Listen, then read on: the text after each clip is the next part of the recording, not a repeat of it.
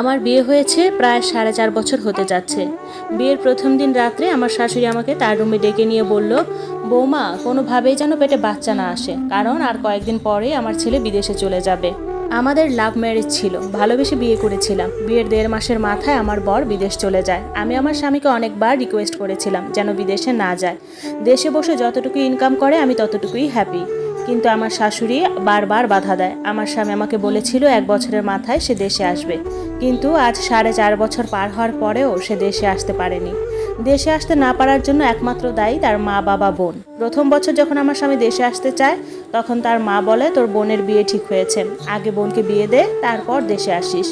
আমার শ্বশুরবাড়ির গ্রামে নিয়ম অনুযায়ী মেয়েদের নর্মালি সকালে দেখে বিকেলে বিয়ে, মানে সকালে যদি কোনো মেয়েকে দেখতে এসে পছন্দ হয়ে যায়, তাহলে বিকেলে 10-15 জন বরযাত্রী, তাও পুরুষ মানুষ, গিয়ে বিয়ে পড়িয়ে নিয়ে আসে। ঠিক আমার বিয়ের সময় এই আচরণটাই করেছিলেন আমার শ্বশুর শাশুড়ি। আমার মা বাবার অনেক ইচ্ছা ছিল আমাকে খুব ধুমধাম আয়োজন করে বিয়ে দিবে, কিন্তু তারা গ্রামের বাজার থেকে একটা কোনো রকম নর্মাল শাড়ি কিনে এনে বিয়ে করিয়ে নিয়ে যায়। আমার মা বাবা কোনো ঝামেলা করেনি, কারণ পুরো এলাকায় আমার বিয়ের কথা জানতো, আর একবার যদি আমার বিয়ে ভেঙে যায় তাহলে পুরো এলাকায় রটিয়ে পড়বে মেয়ে খারাপ। কিন্তু আমার শ্বশুর শাশুড়ির আসল রূপ দেখতে পায় আমার ননদের বিয়ের বেলায়। তারা এখন সব চিনে, ওয়েডিং ফটোগ্রাফার, ঢাকা থেকে বিয়ের শপিং, মেহেদি আর্টিস্ট, ইভেন্ট প্ল্যানার, সব কিছু। প্রায় 10 লাখ টাকা খরচ করিয়েছে আমার হাজবেন্ডকে দিয়ে, যেন সে সহজে দেশে আসতে না পারে। তার বোনের বিয়ে সে খরচ করবে স্বাভাবিক, কিন্তু একবারে 10 লাখ টাকা দিয়ে বিয়ে করার কোনো প্রশ্নই আসে না। যেখানে আমাকে একটা 2000 টাকা দামের শাড়ি দিয়ে বিয়ে করিয়ে নিয়ে এসেছে, সেখানে এখন তার মেয়ের বেলায় 10 লাখ টাকা দিয়ে বিয়ে করাচ্ছে। যাই হোক, বিয়ের ঘটনা বাদ দিই। এর 2 বছর পর আমার স্বামী আবারও দেশে আসতে চায়। তখন আমার শ্বশুর শাশুড়ি অনেক তালবাহানা করে আমার স্বামীকে আর দেশে আসতে দেয়নি, কারণ আমার ননদের বাচ্চা হবে, তাদের বাসায় বড় করে আকিকা দিবে, অনুষ্ঠান করবে। এই বলে আমার শ্বশুর শাশুড়ি আমার স্বামীর কাছ থেকে প্রায় 1 লক্ষ টাকা নেয়। বলে রাখি, আমি আমার স্বামীকে অনেকভাবে বুঝিয়েছিলাম সংসারে অবশ্যই খরচ করবা, কিন্তু একটু হিসাব করে, কিন্তু সে কখনোই আমার কথা শুনেনি। যখনই তার মা বাবা টাকা চাইতো একদম হিসাব না করেই টাকা পাঠাতো। তবে আমার স্বামী আমার বেলায় ছিল উদাসীন। যদি কখনো বলতাম আমাদের একটা ভবিষ্যৎ আছে, অন্তত ভবিষ্যতের কথা চিন্তা করে কিছু টাকা সেভিংস করো, কিন্তু সে কখনোই টাকা জমায়নি। আমাকে মাস শেষে যে হাত খরচের টাকাটা পাঠাতো, সেখান থেকে কিছু টাকা জমিয়ে আমি একটা ডিপিএস করি এবং মাসে মাসে সেখানে কিছু টাকা জমাই। এই তো গত কয়েক মাস আগে কুরবানি ঈদ গিয়েছে। আমার স্বামী চেয়েছিল কুরবানি ঈদের পর আসতে, কিন্তু আমার শ্বশুর শাশুড়ি বলে তারা এখন বাড়ির কাজে হাত দিয়েছে। এখন যদি চলে আসে তাহলে বাড়ির কাজ কিভাবে কমপ্লিট করবে, টাকায় অনেক শর্ট পড়বে। বাড়ির কাজের অজুহাত দেখিয়েও আমার স্বামীর এবারও আর আশা হলো না। এই তো 3 দিন আগে আমার শাশুড়ি তার রুমে আমাকে ডেকে নিয়ে আমাকে বলে, বৌমা, তুমি এখন থেকে আমার ছেলের সাথে কম কম কথা বলবে। যখনই আমি আমার ছেলের সাথে কথা বলি, তখনই আমার ছেলে দেশে আসতে চায়। কেন? তুমি রাতে কি বুঝাও তাকে? আমি কি তোমাকে কোনো অশান্তিতে রাখি? আমার শাশুড়ি আমাকে বলে আমার শ্বশুর নাকি অনেক বছর বিদেশে ছিল, তাহলে সে কিভাবে থেকেছে। তবে এটা ঠিক, আমার শ্বশুর দীর্ঘকাল প্রবাসে ছিল, কিন্তু উনি বিয়ের 8 বছর পর বিদেশে গিয়েছিলেন, আবারও 3 বছর পর দেশে চলে আসেন। এরপর দেশে 4 বছর থেকে তারপর অন্য দেশে চলে গিয়েছেন, কিন্তু তার সাথে আমাকে মিলাচ্ছে। আমি তার কথাগুলো চুপ করে শুনতেছিলাম, আমি কিছুই বলিনি।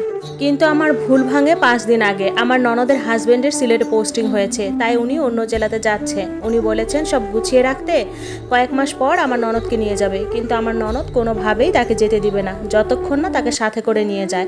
5 দিন আগে আমাদের বাসায় সালিশ বসেছে, সেখানে 2 পরিবারের লোক উপস্থিত ছিল। এর মাঝে আমার শাশুড়ি চেঁচিয়ে বলে ওঠে, জোয়ান মেয়ে জামাই ছাড়া কিভাবে থাকবে, যদি জামাই সাথে করে না নিয়ে যায় তাহলে যেন তাদের মেয়ে তাদেরকেই ফেরত দিয়ে দেয়।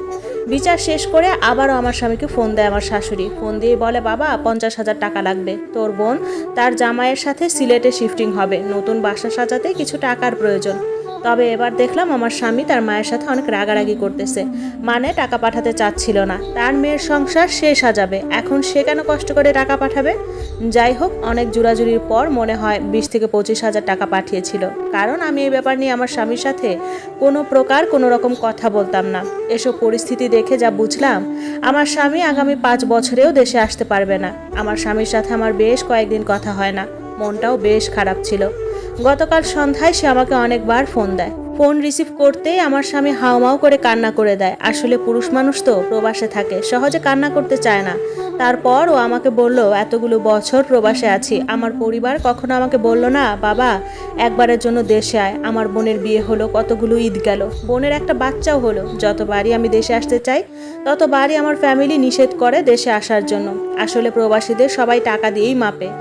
যতদিন পরিবারকে টাকা পাঠাতে পারবে ততদিনই ছেলে ভালো, আর যখন দেশে আসতে চাইবে তখন তাদের মুখ কালো। আর এরপর আমার স্বামী আমাকে যে কথাটা শোনালো, এটা আমি কখনো কল্পনাও করতে পারিনি। আমার স্বামী আমাকে জানায় সে 1 মাসের মধ্যে দেশে আসতেছে।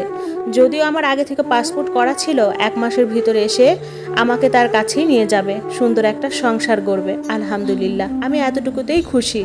আমার স্বামী আমার জন্য কোনো সেভিংস করেনি, এটা নিয়ে আমার কোনো দুঃখ নেই। কিন্তু দিন শেষে আমি তার কাছে থাকতে পারবো, আমাদের সুন্দর একটা ভবিষ্যৎ হবে, এটাই আমি সবসময় আল্লাহর কাছে চাইতাম। সত্যি, ধৈর্য ধরলে আল্লাহ কখনো নিরাশ করেন না।